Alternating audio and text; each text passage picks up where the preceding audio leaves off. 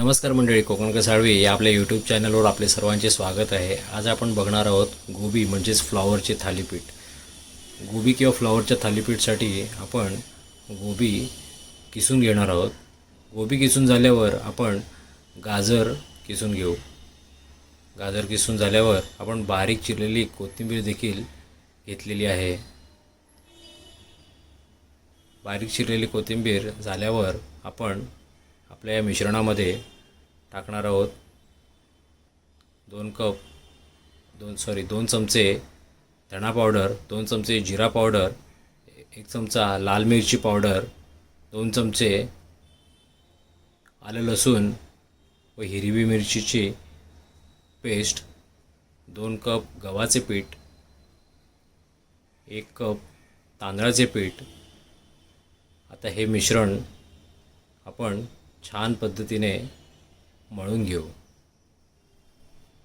हे मिश्रण मळत असताना किंवा हे पीठ मळत असताना आपण ह्यामध्ये थोडेसे मीठ देखील टाकून घेऊ व थोडेसे तेल, जेणेकरून आपले थालीपीठ चवीला खूप छान लागतील व खुसखुशीत होतील व त्याला शाईन देखील छान येईल।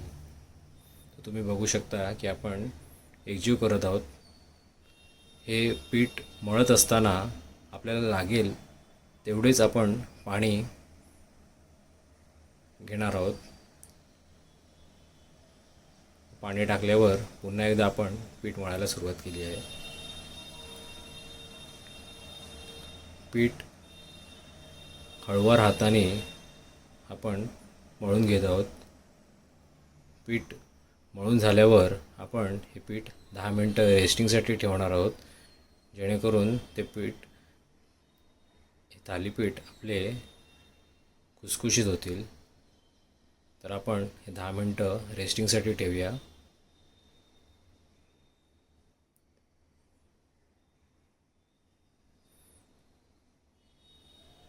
रेस्टिंगसाठी ठेवून झाल्यावर आपण एक एक थालीपीठ आपले थापायला आणि तव्यावर सोडायला आपण सुरुवात केली आहे।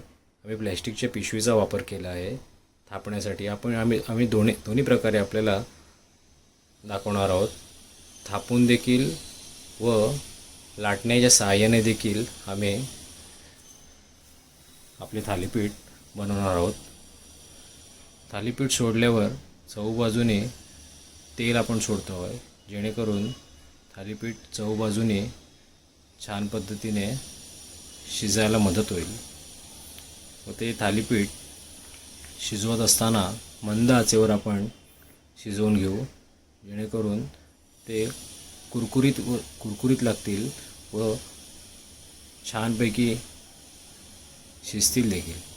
तुम्ही बघू शकता एक एक थालीपीठ आपण आपल्या तव्यावर सोडत आहोत।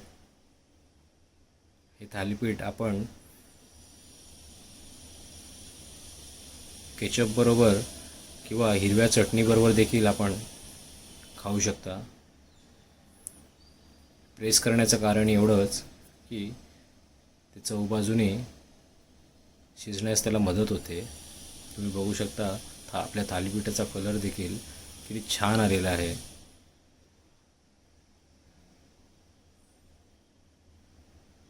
परत एक थालीपीठ आपण थापण्यासाठी घेतलेला आहे।